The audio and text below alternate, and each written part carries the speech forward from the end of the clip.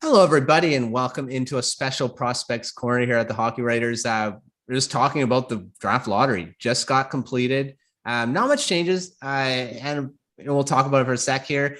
Joined in by Devin Little and Peter Baracchini, my co-hosts on Prospect Corner. So, let's talk about this. Montreal Canadiens, as their odds were that they were going to win the first overall pick. They did. So their first overall.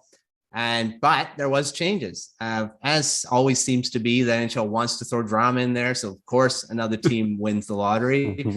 And the New Jersey Devils again moved up in their draft lottery from the pre-draft list and went up to second overall. The Arizona Coyotes had the best odds of winning second overall, but they didn't. So let's talk about that. Peter, what do you think about New Jersey moving up? What do you think they could do with that pick now that they're second overall? And of course, Montreal. Do you think Shane Wright is their pick?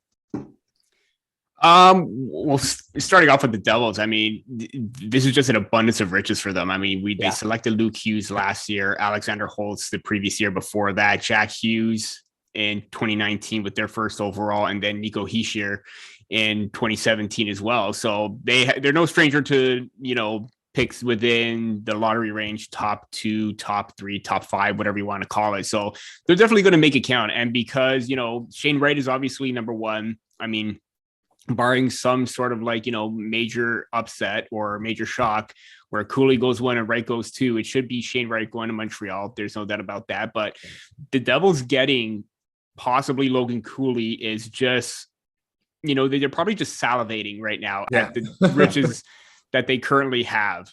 I mean, with Luke Hughes, obviously he's a left-handed shot. Would you like to see maybe a Sam Nemec or David Jiricek top 2? Maybe, but at the same time, you don't want to pass up a top 6 or top line centerman in both Wright or Cooley. Both are going 1-2, no matter how you see it. But it's great to be a Devils fan, especially a Montreal Canadiens fan right now, because they won the lottery, haven't picked first since Doug Wickenheiser in 1980. So history in the making there. I just happy for both teams because they really deserve it. Well, I guess the Devils have been kind of lucky the past few years, but you know what? Hey, it just makes them deeper, and the Montreal Canadiens deeper as well. Yeah, well, we knew Montreal was probably going to be. Well, they were not going to lose the pick in the top 3. They were going to be lowest would be 3. So they got the first overall. It's great, and they're hosting the draft. So I mean, this is the first time since 1984. They said that that they're hosting and getting the pick. So the first overall. So Devin, what do you think about the Devils getting the second overall pick? Arizona moving down to 3. Pat's probably not happy about that one, but they're still going to get a pretty good player. So what did you think about how the draft lottery unfolded? Well, I want to start by saying that this draft that's going to take place in Montreal was supposed to take place in 2020. And obviously we know what happened. So we're finally going to get back together. They're going to have the stage, the whole shebang for the draft now in Montreal. Looking forward to it. And they get the first overall pick. Shane Wright's going to look good in the blue, blanc and rouge. So good for them. That's my poor French. It was pretty good. Don't worry. It's not bad. So good for them. I'm sure their fans are through the roof right now, as they should be. The Devils, as we've kind of already said, that's their 3rd time winning the lottery or, getting a top pick since 2017.